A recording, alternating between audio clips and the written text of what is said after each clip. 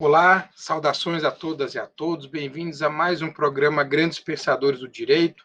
Hoje nós teremos a honra, a alegria, a imensa satisfação de receber aqui o professor Antônio Rodrigues de Freitas Júnior, que foi secretário nacional de Justiça, professor associado na Universidade de São Paulo, lecionou também em inúmeras outras instituições, notadamente Unicamp, Unesp, e é um grande pesquisador do tema das plataformas digitais e da migração de trabalhadores. Professor Freitas, seja muito bem-vindo aqui à Escola Superior de Advocacia. Seja muito bem-vindo mais uma vez, né? Porque eu acabei não destacando essa grande qualificação que é o de nosso coordenador de metodologia aqui da Escola Superior de Advocacia. Então, professor, é uma alegria imensa recebê-lo aqui nessa que também é a sua casa para esse nosso bate-papo.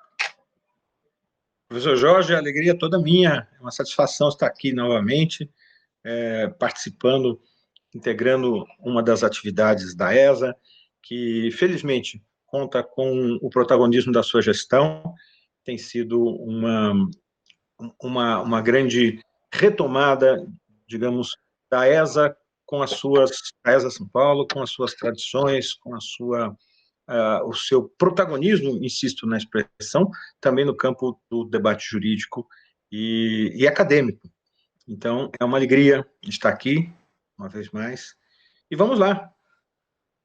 Professor, para nós começarmos aqui esse nosso bate-papo, você tem pesquisado bastante um tema que talvez seja o grande tema do momento em matéria de direito do trabalho, que é o trabalho nas plataformas digitais, né, com as suas nuances todas. E uma das grandes discussões que o Brasil enfrenta, o judiciário brasileiro enfrenta, mas inúmeros outros países do mundo também vêm enfrentando, é justamente sobre se os trabalhadores em plataformas digitais são ou não empregados.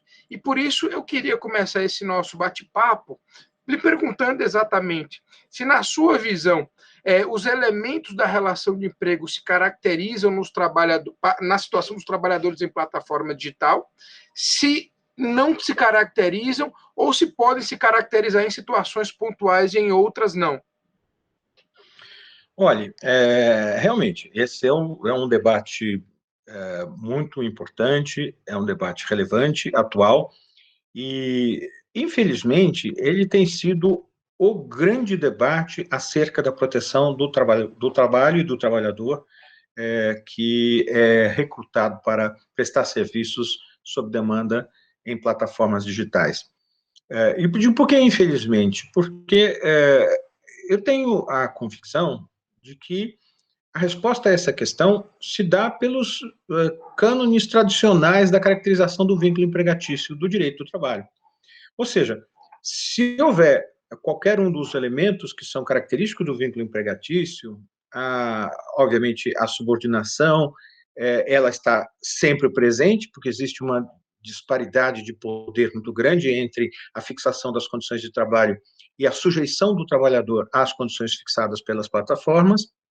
A onerosidade, evidentemente que se trata de um trabalho contra prestação remunerada, a habitualidade e, veja, a questão da habitualidade é que ela muitas vezes se torna pouco característica em alguns casos.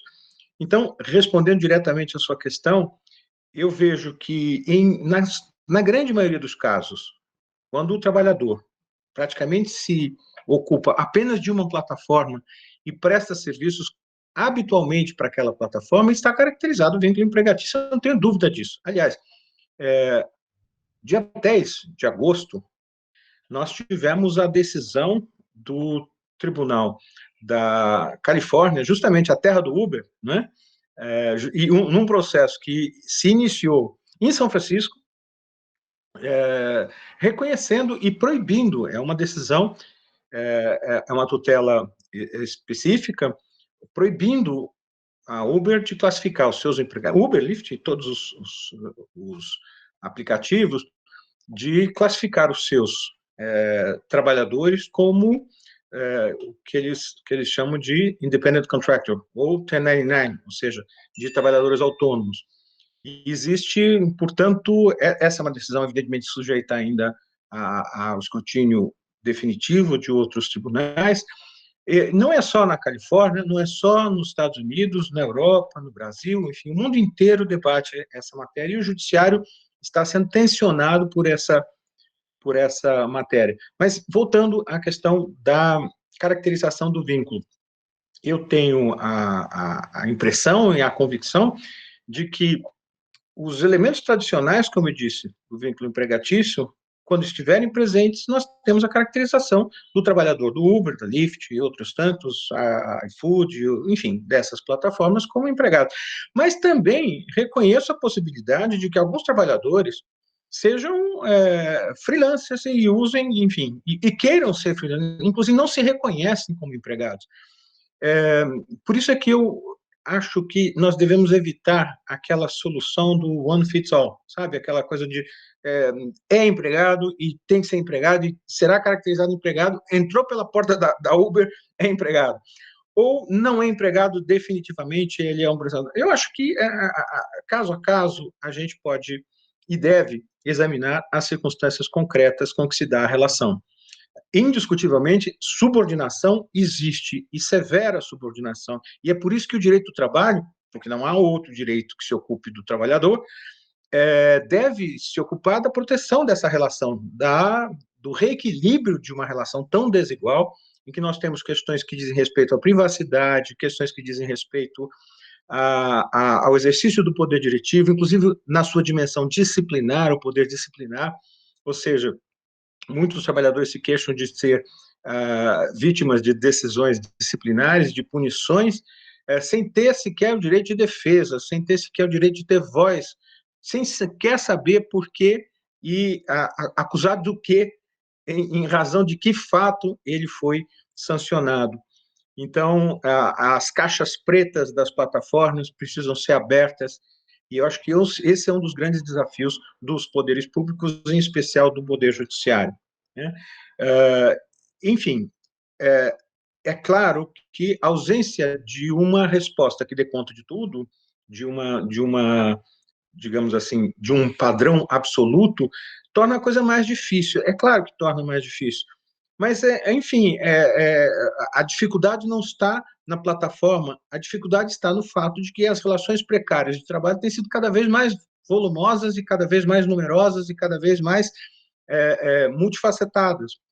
Isso não começou com o trabalhador sob demanda em plataforma, né? A precarização tem sido um fenômeno tristemente que perpassa todo tipo de relação de trabalho e que, na verdade, contamina a estabilidade do vínculo de emprego característico, típico, com o qual nós havíamos nos habituado, né? Mais uma consideração, eu falei da onerosidade, eu falei da subordinação, eu falei da habitualidade. É importante levar em conta também o fato de que, na maior parte das vezes, a relação é absolutamente pessoal, do ponto de vista do prestador. Ele não credencia, ele credencia o seu veículo, mas ele credencia o seu veículo ligado a ele, trabalhador do Uber, da Lyft, enfim. Existe, portanto, uma relação, o que pode haver é que diferentes trabalhadores se alternem na utilização do mesmo veículo, mas a relação que se estabelece é entre o trabalhador e a plataforma, e, evidentemente, do lado do prestador. Existe o lado do tomador, que é a relação que se estabelece entre o adquirente. Uma relação tão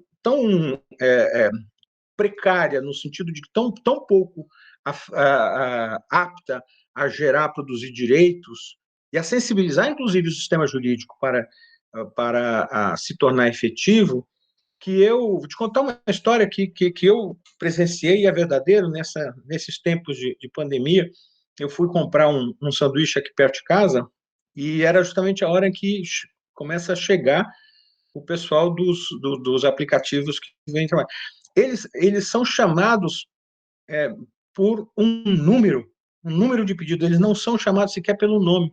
O único nome que se confirma é o nome do comprador, daquele que pediu a comida, que pediu o prato, que pediu o sanduíche. Portanto, uma relação que se torna perversamente muito profundamente invisibilizadora da figura do trabalhador, né? Isso torna muito difícil a percepção pela sociedade da necessidade de interferir e da necessidade de chamar os poderes públicos para, de algum modo, acompanhar essa relação e prover a essa relação de algum tipo de proteção, né? Nós só começamos a nos dar conta disso, tristemente, pela grande relevância que ela começou a adquirir a partir da pandemia. As pessoas ficando em casa chamavam e utilizavam esses aplicativos. Aí a sociedade começou a se dar conta da importância dessa atividade nas relações econômicas dos nossos dias. Professor, alguns países, percebendo um pouco dessa necessidade de proteção, mas talvez um pouco sensíveis à ideia das empresas, do modelo de empresa e do risco que a caracterização como uma relação de emprego formal poderia trazer para o negócio em termos de custo, né, vem discutindo, e alguns inclusive já regulamentaram, uma espécie de terceira via, né, uma figura intermediária de proteção. A França fez isso em 2016, alguns estados americanos têm algo similar, como uma espécie de terceira via, uma regulamentação intermediária. Eu lhe perguntaria como você vê essa possibilidade de você ter uma regulamentação intermediária não tão protetiva quanto o vínculo de emprego subordinado, mas também não tão alheia como o trabalho autônomo, e também se você teria alguma sugestão de regulamentação intermediária, né, alguma forma de assegurar a proteção que essas categorias, que esses grupos de trabalhadores precisam, de uma forma intermediária, mas de uma maneira mais adequada. Olha, eu vejo com muita preocupação essa criação de um terceiro gênero de relação de trabalho intermediário entre o emprego e o trabalho autônomo. Vejo com muita preocupação porque a tendência que eu sinto é que, em vez dessa terceira via se expandir para tornar formal os trabalhadores que estão prestando serviço de maneira informal e sob vínculo formalmente de trabalho autônomo, mas não materialmente de trabalho autônomo, em vez de se expandir para proteger esses trabalhadores, muito ao contrário, isso atrair um processo e intensificar um processo de precarização e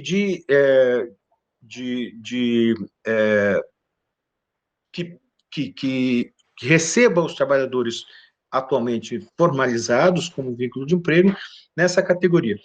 Mas, assim, eu quero dizer que, sob o ponto de vista do trabalho em plataforma, essa terceira categoria não resolve o problema. O Reino Unido tem o mesmo problema de litigância, de insegurança jurídica que nós temos no Brasil, nos Estados Unidos, e, ao contrário do Brasil e dos Estados Unidos, o Reino Unido existe a figura do worker, que é uma figura intermediária entre o que eles chamam de self-employer e o employee. Portanto, essas plataformas, elas rejeitam até mesmo a caracterização de tomadores de trabalho nessa figura intermediária. Portanto, isso não resolve, né? Eu fui advertido por isso por o Jeremiah Prassel, professor da Universidade de Oxford e do Magdalen College, que eu tive a oportunidade de, quando estive em Cornell, pesquisando exatamente esse tema, na Universidade de Cornell, em Ithaca, o professor Prassel teve por lá, e essa coisa de universidade americana, a gente tem muita oportunidade de se encontrar, que eles chamam de talk lunch, né? Então, almoços de conversa.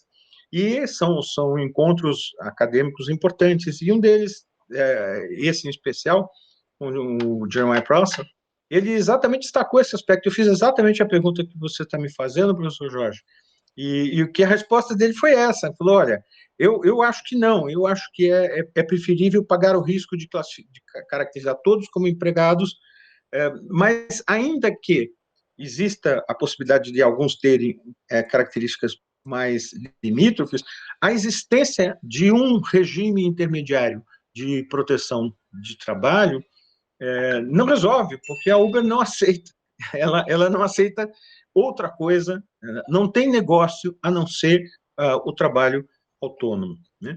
E eu quero destacar ainda sobre esse aspecto, assim, eu acho que talvez seja interessante algum tipo de regulação intermediária, mas não para dar conta dessa situação da plataforma, né? Porque a situação da plataforma, nesse sentido, não tem nada de disruptiva, não tem nada de inovadora.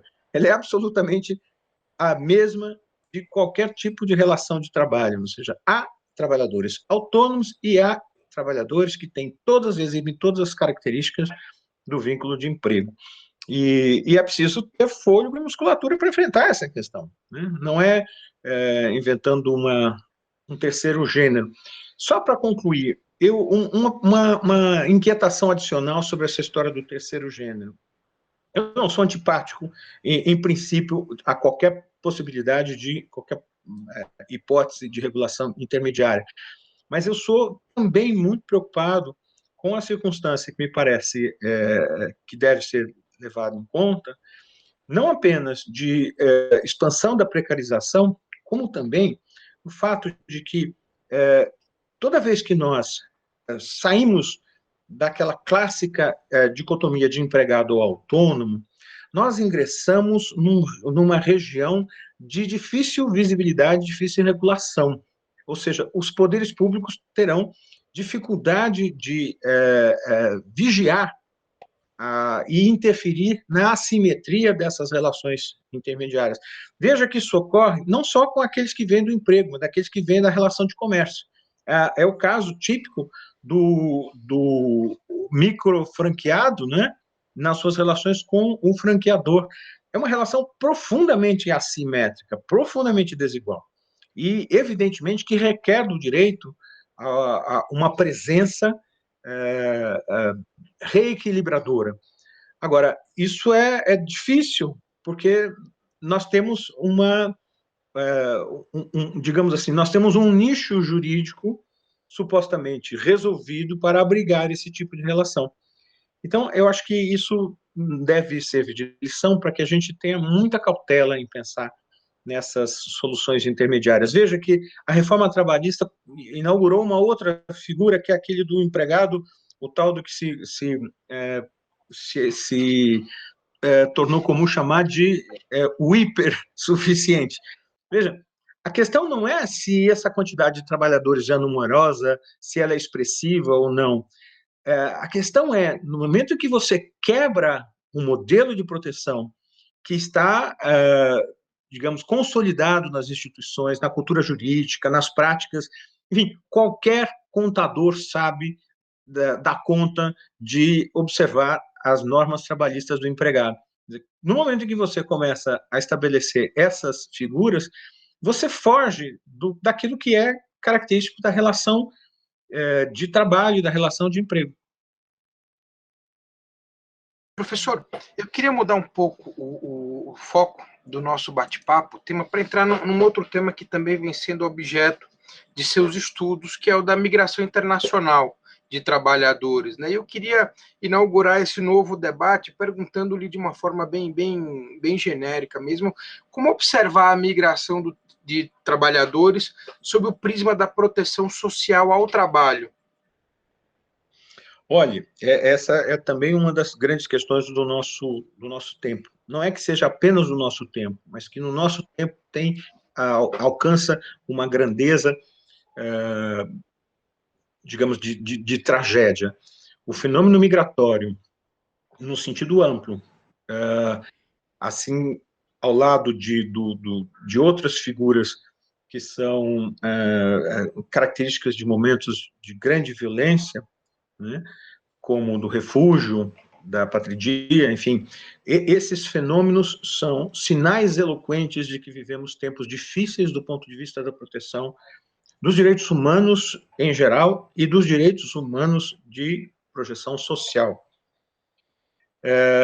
Não é por acaso que, tristemente, a questão migratória acabou alcançando, digamos assim, o centro e o epicentro da agenda política da Europa e do mundo há alguns poucos anos, né? Nós nos recordamos das imagens do Mediterrâneo, e nós nos recordamos de como a questão migratória acabou sendo um divisor de águas na Europa, né? Veja que é interessante, liderada por uma estadista, né, conservadora, Angela Merkel, a Alemanha acabou conduzindo um processo de sensibilização da União Europeia para a necessidade de acolher essa parte da tragédia do fenômeno migratório. Então, por que eu digo isso? Porque, na verdade, talvez a questão migratória seja uma daquelas que separa a possibilidade de uma visão conservadora, respeitável, de um estadista, de alguém que pensa responsavelmente a agenda do seu tempo, de outros, como aqueles que ficam pensando em construir pontes e muros, e em lugar de pontes, muros, né? Como é o caso do presidente Trump, né? E como é o caso daqueles que o seguem espiritualmente, né? Que têm aversão a migrantes, como se fosse possível nos dias de hoje você pensar de maneira a estigmatizar o migrante, né? Eu acho que eu realmente eu não conheço, eu próprio sou um migrante no sentido de que eu vim do interior de São Paulo para me estabelecer em São Paulo. Meu pai veio de Pernambuco para se estabelecer no interior de São Paulo, e as pessoas nos nossos tempos migram, né? E migrar significa exercer na sua plenitude o direito de ir e vir, e mais do que isso, o direito de criar a sua vida, a sua trajetória, né, para além das fronteiras do feudo, para além das fronteiras da paróquia, né? Isso é do nosso tempo. Agora, mais do que isso, o fenômeno migratório não é apenas o exercício de uma liberdade, é também a busca a busca da sobrevivência. Essas pessoas estão fugindo de situações de calamidade, como no Haiti, de situações de pobreza extrema, de falta de oportunidade, como no norte da África, e as situações de características de refúgio, ou seja, pessoas que estão sendo perseguidas ou sendo vítimas de situação de iminente perseguição e de prática de violência, né? Por os fenômenos, pelos fatores mais variáveis e variados, que vão desde da sua fé religiosa, a sua situação de gênero, orientação sexual, enfim, as pessoas são perseguidas em alguns países do mundo por fatores dos mais variados, ainda hoje, né?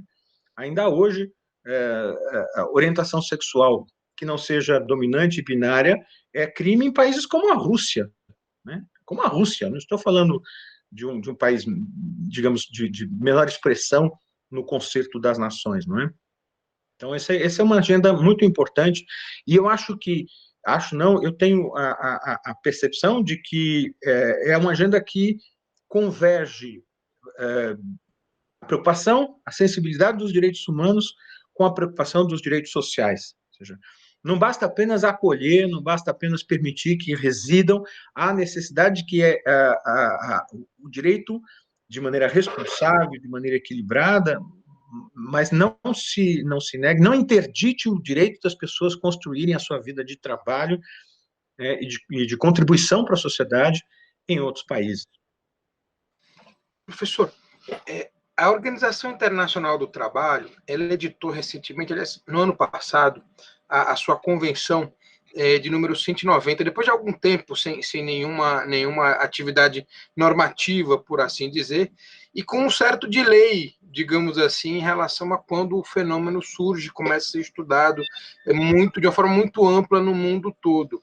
Você tem alguns estudos dedicados a essa convenção, e eu queria lhe perguntar sobre o que você vê como possíveis críticas, né, à Convenção 190 da OIT, que é destinada à eliminação da violência e o assédio no mundo do trabalho, e se você enxerga alguma entrave ou alguma dificuldade para a sua ratificação no Brasil, ou pelo Olha, Brasil, melhor dizendo. sim, a sua ratificação eu acho até possível, mas o problema é que no nosso sistema jurídico não basta a ratificação, há necessidade do decreto de promulgação.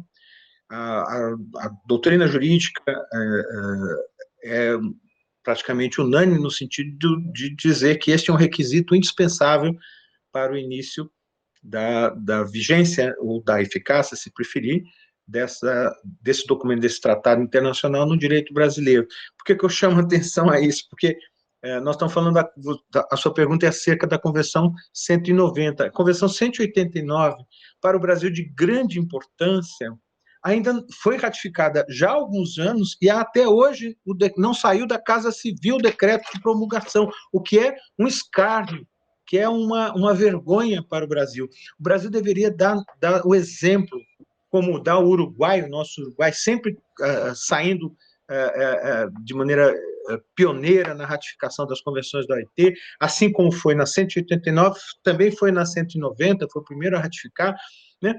O Brasil deveria ter vergonha de fazer um documento já ratificado pelo Congresso Nacional, ficar dormindo nos escaninhos da Casa Civil da Presidência da República. Isso é um vexame.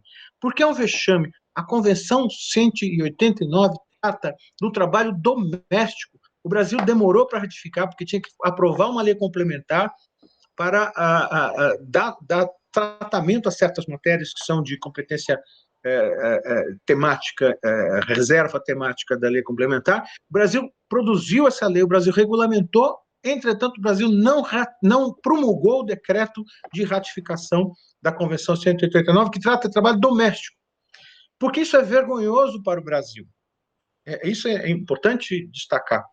Vejam, até os últimos dados comparativos, isso deve ter mudado um pouco com a pandemia, mas até os últimos dados comparativos, o Brasil tinha 7 milhões de trabalhadores domésticos. A Índia, o Brasil com 200 milhões de habitantes, tinha 7 milhões de trabalhadores domésticos. A Índia, com 1 bilhão e alguma coisa de habitantes, tinha 4 milhões de trabalhadores domésticos. Um país sabidamente, extremamente conservador do ponto de vista do papel da família, da unidade familiar, etc.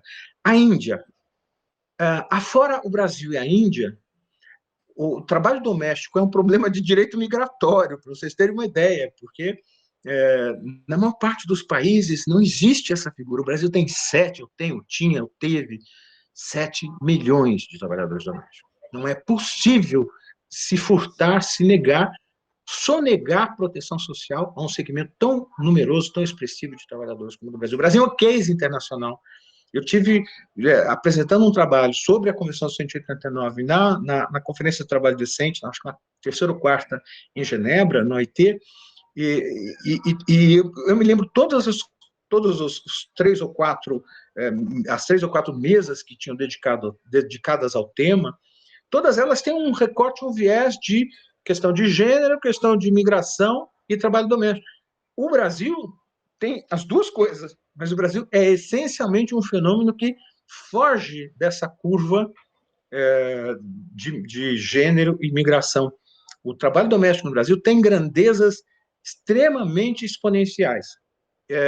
Voltando à sua questão da Convenção 190, eu acho que é uma das mais modernas. Eu não conheço outro documento internacional, nem da ONU, nem de documentos regionais, de comunidades regionais, que tenham produzido alguma coisa tão expressiva, tão significativa, tão inovadora como a Convenção 190, que trata da violência no mundo do trabalho. E uma das grandes inovações da Convenção 190 é exatamente de ressaltar que o mundo do trabalho não é apenas o mundo físico do trabalho. O mundo do trabalho é a dimensão por intermédio da qual a pessoa se relaciona, a pessoa que presta serviço se relaciona com aquele que toma o serviço. Isso significa dizer que o mundo do trabalho, professor Jorge, é esse que nós estamos, por intermédio do qual nós estamos conversando. O mundo do trabalho, e por esse veículo, nós podemos proteger, acolher, ofertar possibilidades de trabalho, mas também podemos causar danos, podemos violar a privacidade, podemos impor condições excessivas e aviltantes de trabalho e podemos praticar violência. E essa inovação da Convenção 190 ainda que ela não seja, eu acredito que ela será bem, nos dias de hoje é muito pouco provável com o Congresso que temos, mas eu não me admira que em breve nós venhamos a ratificar a Convenção 190. Mas eu digo, independente da sua ratificação, os seus fundamentos doutrinários são extremamente importantes como sinalizadores de como a agenda da violência no mundo do trabalho deve ser tratada pelo direito. Enfim, ainda que não seja através da ratificação formal, os seus fundamentos jurídicos e normativos me parece que serão brevemente muito importantes para o balizamento da doutrina e para o balizamento da jurisprudência no Brasil e em outras partes do mundo.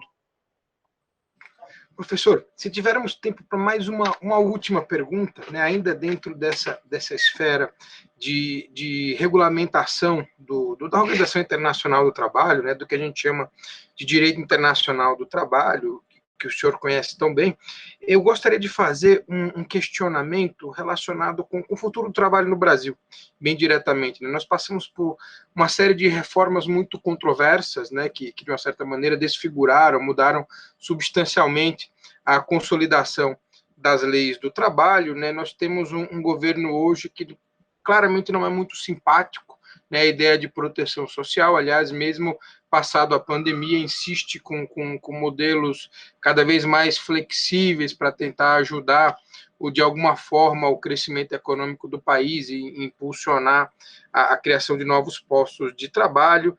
E nós temos a Organização Internacional do Trabalho com uma agenda já relativamente antiga até, mas a qual ela dá muita importância, que é a agenda do trabalho decente.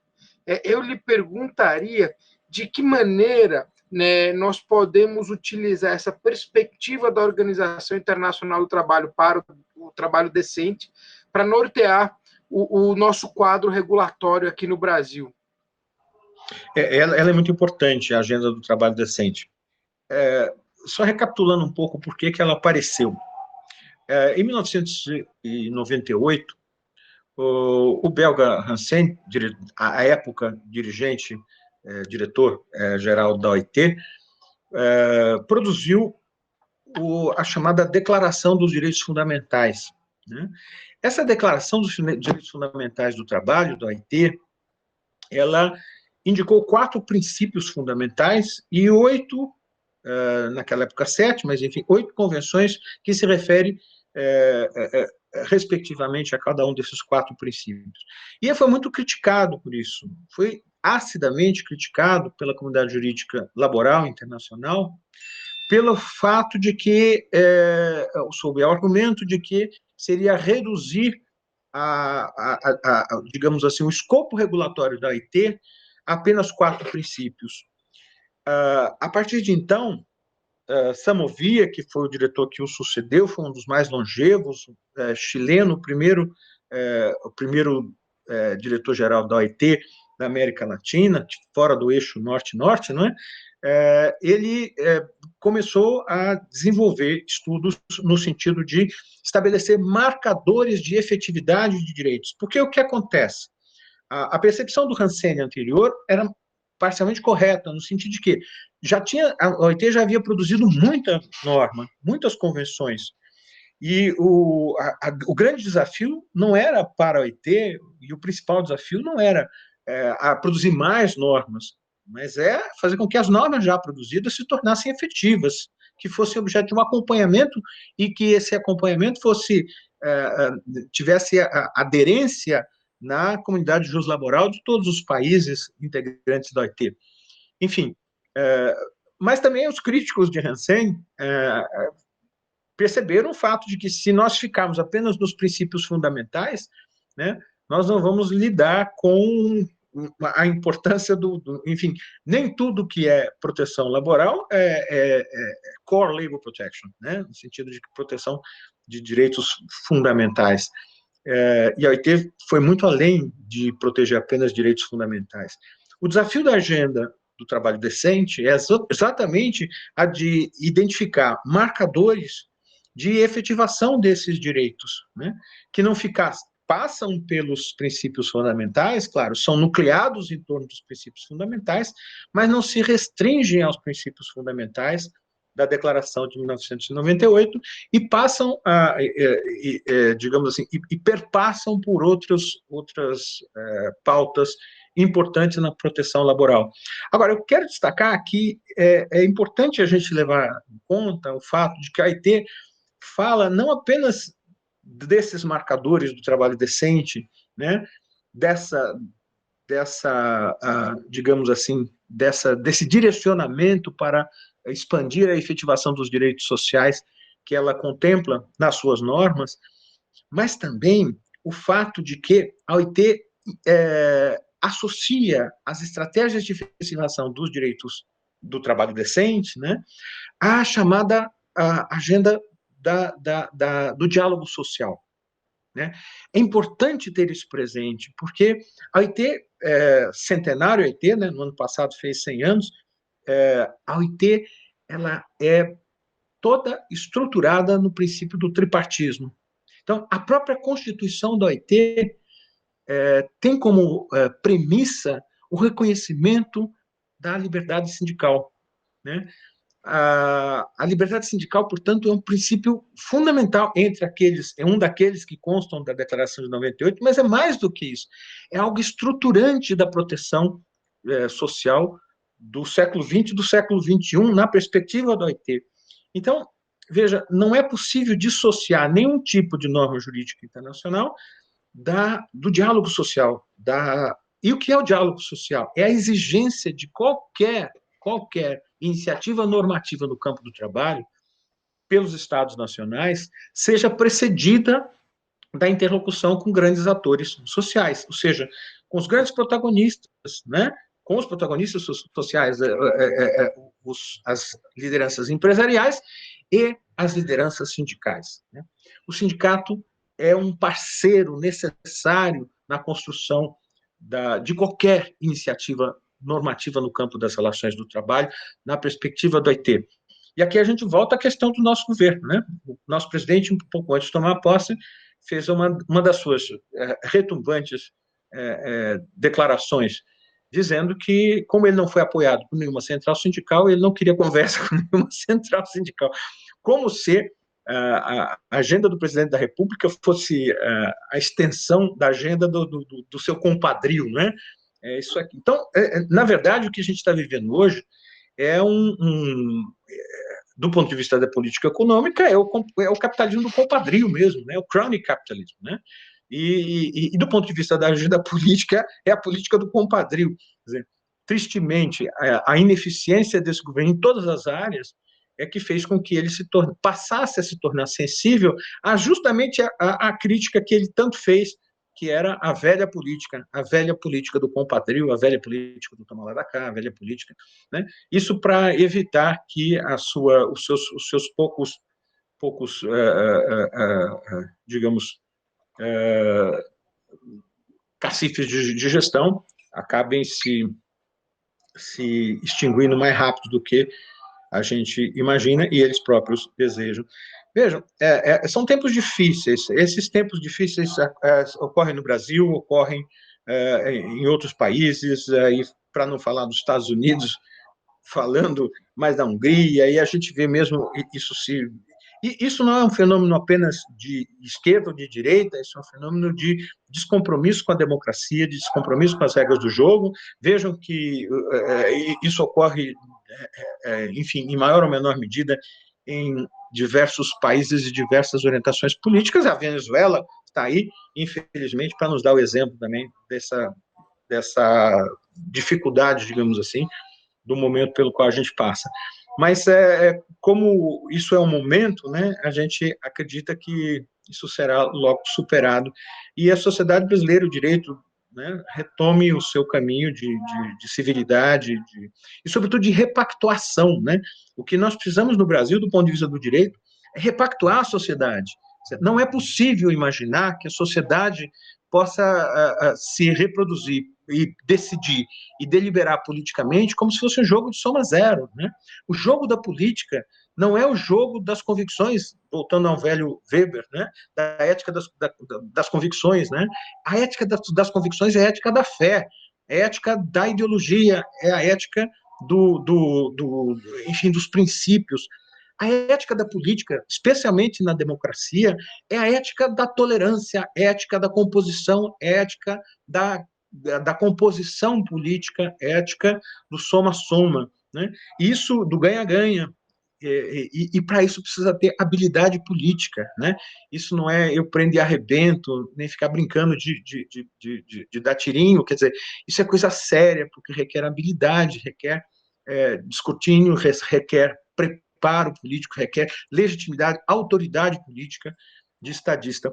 Mas a gente ainda chega lá. Né? Eu acho que nós não erramos sempre. Se a gente olhar para trás, nós tivemos alguns grandes estadistas, né? Só para me dizer, aquele que mais diretamente interfere no direito do trabalho, interferiu no direito do trabalho, que é Getúlio Vargas, quer dizer, mesmo sendo um político altamente conservador, mesmo sendo, e talvez por isso mesmo, um político extremamente desatento com as regras do jogo democrático, mas não deixou de ser um grande estadista, no sentido, não deixou de pensar a agenda do seu tempo olhando para o futuro. Né? E eu acho que o que nós temos é, ao mesmo tempo, uma insuficiência de mecanismos institucionais democráticos que dê conta de calibrar, de conter os excessos dos nossos governantes, e, por outro lado, a ausência de uma agenda política, a ausência de governantes que tenham uma agenda política de Estado. Né? No momento que a gente mais precisa, do ponto de vista da saúde pública, do ponto de vista da proteção social, do ponto de vista do desemprego. Né? Isso é enfim, isso é que torna o nosso momento um momento tão difícil. Mas, apesar disso, é uma alegria estar aqui com vocês, conversando de assuntos tão espinhosos, né? Mas assuntos que não podem estar ausentes da nossa preocupação. Não é, professor Jorge? Professor Freitas, muitíssimo obrigado pelo seu tempo, né, pela sua cordialidade sempre conosco aqui da escola. Quero agradecer em nome de todos os advogados de São Paulo, dos advogados do Brasil, e agradecer também a todos os nossos espectadores, enfim, e deixá-lo com a palavra, caso queira ainda complementar a sua mensagem final ou deixar alguma mensagem para os nossos espectadores. Não, eu acho que a mensagem é de esperança, apesar de todos os indicadores, os marcadores de desesperança do nosso tempo, são, como eu disse, do nosso tempo, né? E esse tempo vai virar pretérito. Em breve nós estaremos falando de coisas mais esperançosas. Mas é justamente nesses momentos que a gente não pode falar das coisas preocupantes, e é nesses momentos que a gente tem que construir caminhos para reconstruir o direito em novos patamares. Eu acho que não dá para ficar olhando para trás, no sentido, não dá para imaginar que a gente vai voltar à CLT, voltar àquele direito, porque também era um direito que já tinha cumprido a sua missão e já tinha, enfim, servido ao seu tempo, né? Mas é preciso agora começar a pensar daqui para frente, né? Que direito a gente quer? Que direito do trabalho a gente quer? E para isso a gente precisa saber que país a gente quer, no sentido de que se nós queremos um país em que os trabalhadores façam parte da cidadania, né, em que o trabalho esteja uma dimensão importante da cidadania, dos direitos, e se assim não é, se assim queremos que seja, né, o que fazer para construir esse país repactuado, né, com todas as dificuldades e, sobretudo, levando em conta, professor Jorge, que o nosso país é um país muito, muito injusto, socialmente muito injusto e desigual. Muito obrigado.